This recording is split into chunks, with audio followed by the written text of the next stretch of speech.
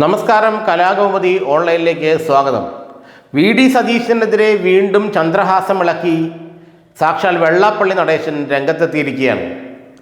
സതീശനെ ഒരു കാരണവശാലും മുഖ്യമന്ത്രി സ്ഥാനത്തേക്ക് കൊണ്ടുവരാൻ താൻ സമ്മതിക്കില്ലെന്നുള്ള വാശിയിലാണ് വെള്ളാപ്പള്ളി നടേശൻ. സമുദായങ്ങളുടെ പിന്തുണ ഇല്ലെങ്കിൽ കോൺഗ്രസിൽ നിന്ന് ഒരാൾക്ക് മുഖ്യമന്ത്രിയാവുക അത്ര എളുപ്പമല്ല. കാരണം UDFിൻ്റെ സാമുദായിക സമവാക്യങ്ങൾ അങ്ങനെയാണ്. ഈഴവ സമുദായത്തിൻ്റെ പിന്തുണ UDFിന് ഇല്ല എങ്കിൽ വരുന്ന തെരഞ്ഞെടുപ്പിൽ ജയിച്ചു കയറുക ബുദ്ധിമുട്ടാണ്. വി.ഡി. സതീശൻ കഴിഞ്ഞ ദിവസം പറഞ്ഞത് 100 സീറ്റുകൾ UDFിന് വരുന്ന നിയമസഭാ തെരഞ്ഞെടുപ്പിൽ ഉണ്ടാകുമെന്നാണ്.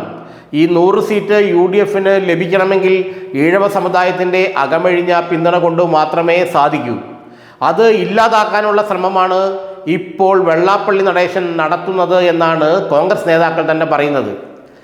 കഴിഞ്ഞ 2001 തിരഞ്ഞെടുപ്പിന് ശേഷം ഒരു നിയമസഭാ തെരഞ്ഞെടുപ്പിലും ഈഴവ സമുദായം കോൺഗ്രസിനെ പിന്തുണച്ചിട്ടില്ല. അതുകൊണ്ടാണ് കോൺഗ്രസിന് വലിയ തോതിൽ മധ്യ തെക്കൻ കേരളത്തിൽ വോട്ടുകളും സീറ്റുകളും കുറയുന്നത്.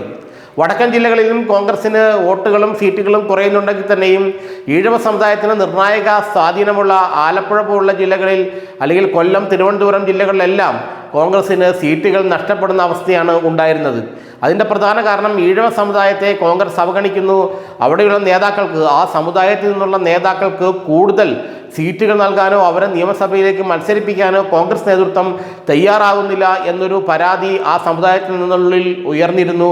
അതേ തുടർന്നാണ് കോൺഗ്രസിന് ഈഴവ പിന്തുണ കാര്യമായ തോതിൽ നഷ്ടപ്പെടുകയും മധ്യ തെക്കൻ കേരളത്തിൽ സീറ്റുകൾ കൂടുതലായി കൈവിട്ടു പോകുന്ന അവസ്ഥ ഉണ്ടാവുകയും ചെയ്തത്.